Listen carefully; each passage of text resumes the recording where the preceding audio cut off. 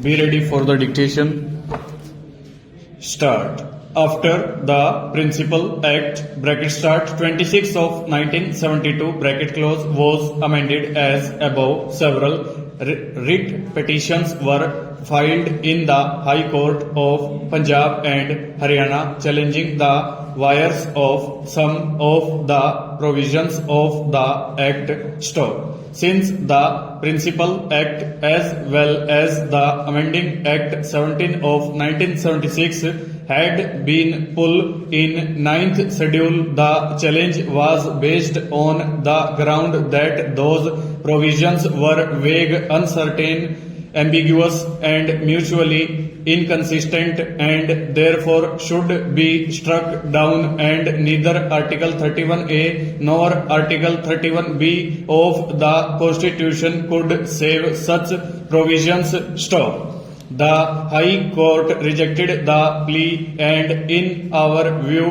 rightly on the ground that a statute enacted lay a legislature falling within its competence which did not offend any fundamental rights guaranteed by Part 3 of the Constitution and which did not contravene any other provision of the Constitution could not be declared ultra vires either on the ground that its provisions were vague or uncertain or ambiguous or mutually inconsistent. Stop. The court pointed out that unlike the American Constitution, there was no due process clause in our Constitution and therefore Indian courts could not declare a statute invalid on the ground that it contained vague, uncertain, ambiguous or mutually inconsistent provisions, and that it was the duty and function of the Indian court in relation to each forensic situation to examine the language of the law, the context in which it was made, to discover the intention of the legislature and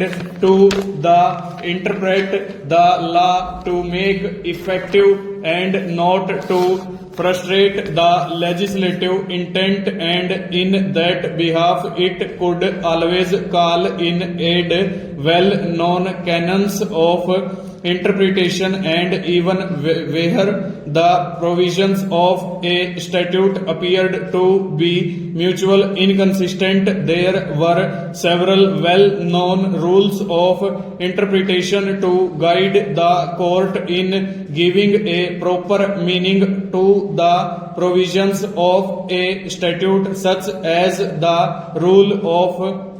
harmonious construction, the rule that special shall prevail over the general, etc. Stop. After negativing the main plea, the court went on to examine the concerned provisions which were said to be vague or uncertain and mutually inconsistent, and came to the conclusion that certain expressions which were said to be vague were not so vague but had definite import and connotation, and that apparently inconsistent provisions were not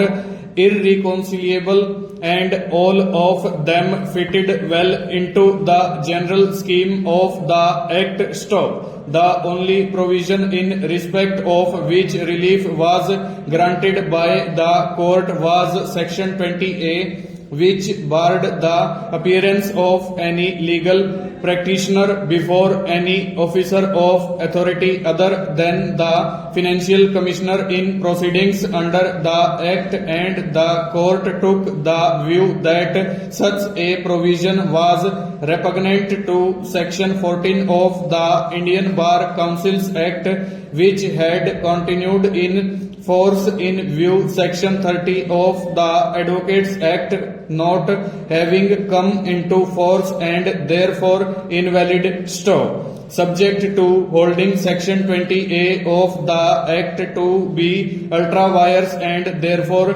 issuing a direction to the state not to over.